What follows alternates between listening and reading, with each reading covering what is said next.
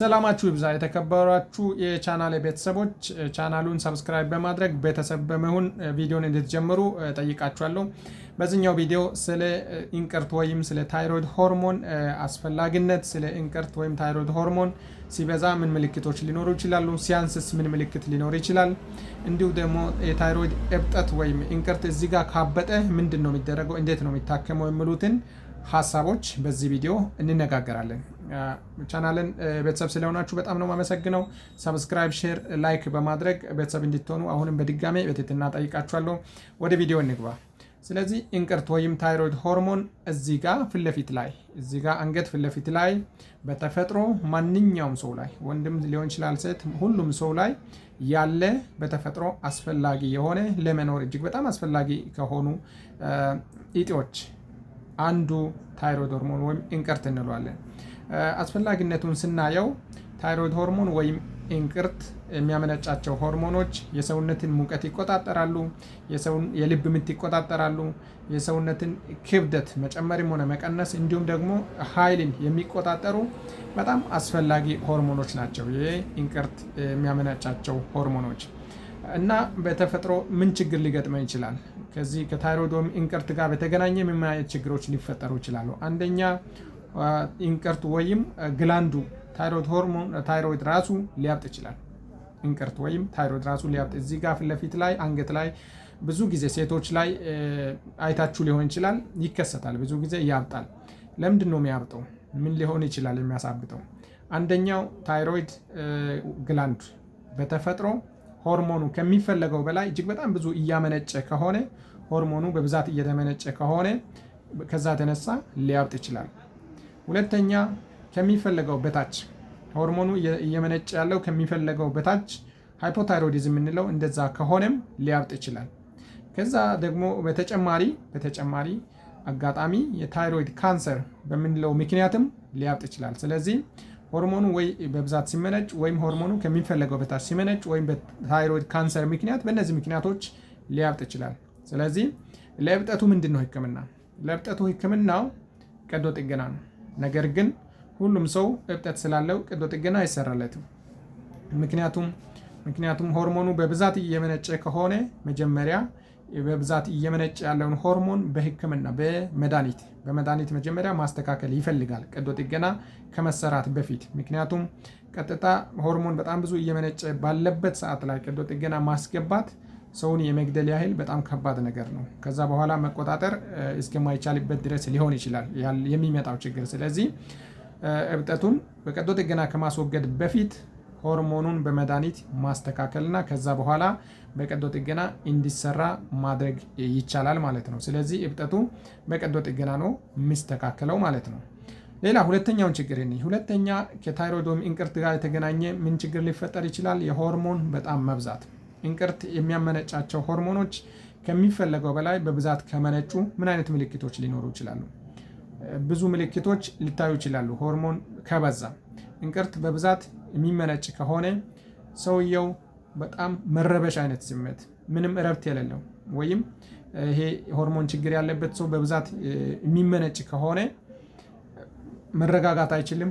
በጣም የሚርበተበት አይነት ሰው፣ ሁሉንም ነገር እኔ ላውራ፣ ሁሉንም ነገር እኔ ላድርግ፣ እኔ ልስራ የሚሉ አይነት ሰዎች ናቸው በብዛት የሚሆኑት እና እንቅልፍ የላቸውም፣ እንቅልፍ አይተኙም።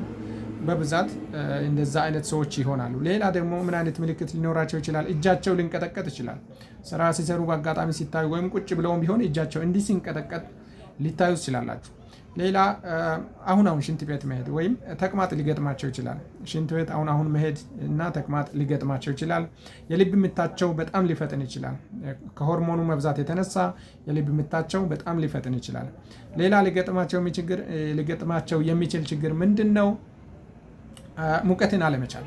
ሙቀትን ማንኛውም ሰው ለምሳሌ ብርድ ሰዓት ላይ ሁሉንም ሰው በረደኝ ሰው እያለ እነሱ ሞቀኝ በጣም ሞቀኝ ሊሉ ይችላሉ። ስለዚህ ቀንም ማታም ሙቀት ሞቀኝ ሊሉ ይችላሉ። ሙቀትን ያለመቻል ችግር። ሌላ ምን አይነት ችግር ሊኖራቸው ይችላል? እጃቸው፣ እግራቸው፣ ሰውነታቸው ሙሉ ማላብ፣ ጥምቅ ያለ ላብ፣ ቀንም ሆነ ማታ በላብ ሊቸገሩ ይችላሉ። በጣም ሊያልባቸው ይችላል። እነዚህ ችግሮች ካሉ ቶሎ ሐኪም ቤት ሄዶ መታየት ያስፈልጋል። ሌላ እነዚህ የሆርሞን መብዛት ያለባቸው ሰዎች ሌላ ሊታይባቸው የሚችለው ችግር ምንድን ነው? በተለይ ክብደት እየቀነሱ የሚሄዱ ከሆነ በጣም ይርባቸዋል። ምግብ አሁን ነው የሚበሉት። አሁን ይርባቸዋል። አሁን ምግብ ቶሎ ይበላሉ። ነገር ግን በተቃራኒው ክብደት እየቀነሱ ነው የሚሄዱት። በየቀኑ ክብደታቸው እየቀነሰ ይሄዳል። ነገር ግን እነሱ በጣም ይርባቸዋል፣ ቶሎ እየበሉ ነገር ግን ክብደት እየቀነሱ መሄድ አይነት ችግር የሆርሞኑ መብዛት ምልክት ነው ማለት ነው። ስለዚህ እነዚህ ምልክቶች ከሆኑ እንዴት ነው የሚታከሙት እነዚህ ሰዎች? ስለዚህ እነዚህ ሰዎች የምናክምበት በተለይ እኛ ሀገር ያለ ሁለት በጣም ወሳኝ መድኃኒቶች አሉ። አንደኛው ፒቲዩ የምንለው መድኃኒት ነው። ሁለተኛው ሚቲዮማዞል የሚባል መድኃኒት አለ። ሁለቱ መድኃኒቶች ወሳኝ ናቸው። ስለዚህ ከሁለት አንዱን ሐኪም ባዘዘው መሰረት መድኃኒቶቹን እየወሰዱ ሆርሞኖቹ ከተስተካከሉ በኋላ ክትትል ላይ እብጠቱ ለምሳሌ እጢው አብጦ ከሆነ ቀዶ ጥገና እንዲሰራ በቀዶ ጥገና እንዲስተካከል ሊወሰን ይችላል በሚከታተለው ሐኪም ማለት ነው። ስለዚህ እነዚህ ወይ ፒቲዩ ወይም ሚቲዮማዞል የሚባሉ መድኃኒቶችን መጠቀም ያስፈልጋል ማለት ነው። እነዚህ መድኃኒቶች ሆርሞኑ በብዛት እንዳይመነጭ ማድረግ የሚችሉ መድኃኒቶች ናቸው። ሌላ ቅድም ልብ ላይ ችግር ያመጣል ብለናል። ስለዚህ የልብ ምት በጣም የሚፈጥን ከሆነ የልብ ምት ደግሞ የሚያረጋጋ መድኃኒት ከነዚህ መድኃኒት በተጨማሪ ፕሮፕራኖሎል የምንለው መድኃኒት ነው በብዛት የምንጠቀመው። ስለዚህ ፕሮፕራኖሎል የሚባለው መድኃኒት የልብ ምትን ያረጋጋልናል ማለት ነው። በተጨማሪም የሆርሞኑ በብዛት እንዳይመነጭ ማድረግና የልብ ምት ማረጋጋትን ስራ ፕሮፕራኖሎል ይሰራልናል ማለት ነው። ስለዚህ እነዚህ ናቸው ህክምናዎች። ሆርሞኑ በብዛት እንዳይመነጭና ልብ ምትን ማረጋጋት ስራ ነው የምንሰራው ማለት ነው። እነዚህን ሆርሞን መብዛት ያለባቸውን ሰዎች ስናክም ሶስተኛው ከታይሮይድ እጢ ወይም ከእንቅርት ጋር የተገናኘው ችግር ምንድን ነው? የሆርሞኑ ማነስ። በታይሮይድ የሚመነጩ ሆርሞኖች ካነሱ ሰውነት ውስጥ ከሚፈለገው በታች ከሆኑ ምን አይነት ችግር ሊገጥም ይችላል? አንድ ሰው ኪሎ በጣም ቅድም ይቀንሳል ብለናል። አሁን ደግሞ ሆርሞኑ ሲያንስ ኪሎ እየጨመረ ነው የሚሄደው። አፕታይቱ ይቀንሳል። ምግብ ፍላጎት ብዙ የለው፣ ምግብ ብዙ አይበሉም። ነገር ግን ኪሎቸው በየቀን እየጨመረ ይሄዳል። ሊያብጥላ ይችላል ሰውነታቸው። እግር አካባቢ እብጠት ሊታዩ ትችላላችሁ። ኪሎቸው በየቀን እየጨመረ ነው የሚሄደው፣ ግን ምግብ በብዛት አይበሉም። እነዚህ ሰዎች ሆርሞን በጣም ካነሰ ድብርት ውስጥ ይገባሉ። ጭንቀት፣ ብዙ ጊዜ ድካም፣ ጭንቀት፣ ድብርት፣ ቀን ላይ እየተኙ ሊውሉ ይችላሉ። ቀንም ማታም እንቅልፍ ሊሆን ይችላል ስራቸው። በጣም ድብርታም ናቸው። በጣም እንቅልፍ ይላቸዋል። ሁሉም ስራ ያስጠላቸዋል እና የቆዳ መድረቅ፣ የፀጉር መድረቅ፣ እነዚህ ነገሮች ሊታዩ ይችላላችሁ እነዚህ የሆርሞን ማነስ ያለባቸው ሰዎች ላይ ማለት ነው።